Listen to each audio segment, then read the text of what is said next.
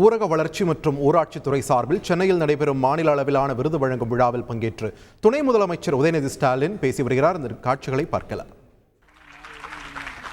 தமிழ்நாடு மகளிர் மேம்பாட்டு நிறுவனம் சார்பாக சிறப்பாக செயல்படுகின்ற உதவிக்குழுக்கள், சுய உதவிக்குழுக்களுக்கு ஊராட்சி பகுதி வட்டார அளவிலான கூட்டமைப்புகளுக்கு மணிமேகலை விருதுகளை மற்றும் சான்றிதழ்கள், தமிழ்நாடு நகர்ப்புற வாழ்வாதார இயக்கத்தின் கீழ் செயல்படுகின்ற 516 மகளிர் சுய உதவி குழுக்களை சேர்ந்த 6135 சகோதரிகளுக்கு 31 கோடி ரூபாய் வங்கிக் கடன் இணைப்புகள், மகளிர் சுய உதவி குழுக்களுக்கு சிறந்த முறையில் வங்கிக் கடன் இணைப்புகளை வழங்கி ஊக்குவிக்கின்ற வங்கிகளுக்கான சிறந்த வங்கியாளர் விருது ஆகியவற்றை இந்த சிறப்பான நிகழ்ச்சியில் வழங்குவதில் நான் பட்டற்ற மகிழ்ச்சி அடைகின்றேன்.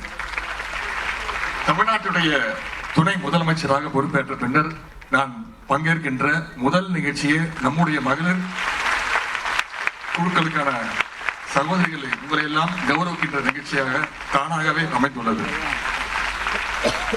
ஏதாவது பட்டமோ பரிசோ கிடைத்தால் அதை முதலில் அந்த குழந்தை தன்னுடைய தாயிடம் சென்றுதான் காட்ட வேண்டும் என்று ஆசைப்படும். தமிழ்நாட்டுடைய துணை முதலமைச்சர் என்ற மாபெரும் பொறுப்பை ஏற்ற பின்பு என்னுடைய தாய்கள், என்னுடைய சகோதரிகள் உங்களை எல்லாம் சந்திக்க வந்திருக்கின்றனர்.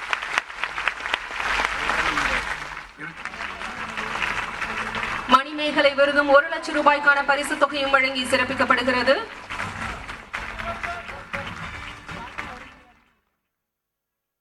கரூர் சிந்தலவாடி மூகாம்பிகை மகளிர் சுய உதவி குழுவினருக்கு மாண்புமிகு தமிழ்நாட்டின் துணை முதலமைச்சர் அவர்கள் விருதினையும் பரிசு தொகையினையும் வழங்கி சிறப்பிக்கிறார்கள். விழுப்புரம் சென்னாகுளம் மகளிர் சுய உதவி குழுவினர் கஸ்தூரிபாய் மகளிர் சுய உதவி குழுவினருக்கு மணிமேகலை விருது வழங்கி சிறப்பிக்கப்படுகிறது.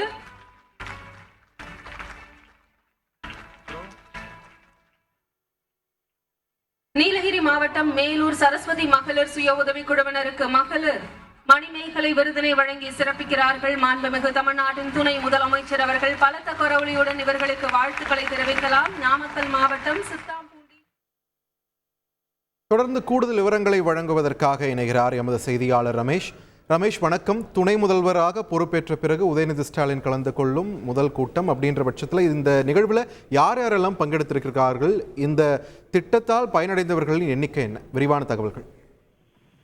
துணை முதலமைச்சராக உதயநிதி ஸ்டாலின் பதவியேற்றதற்கு பிறகு பங்கேற்கும் முதல் அரசு நிகழ்ச்சியாக இந்த அரசு நிகழ்ச்சி நடைபெற்று வருகிறது.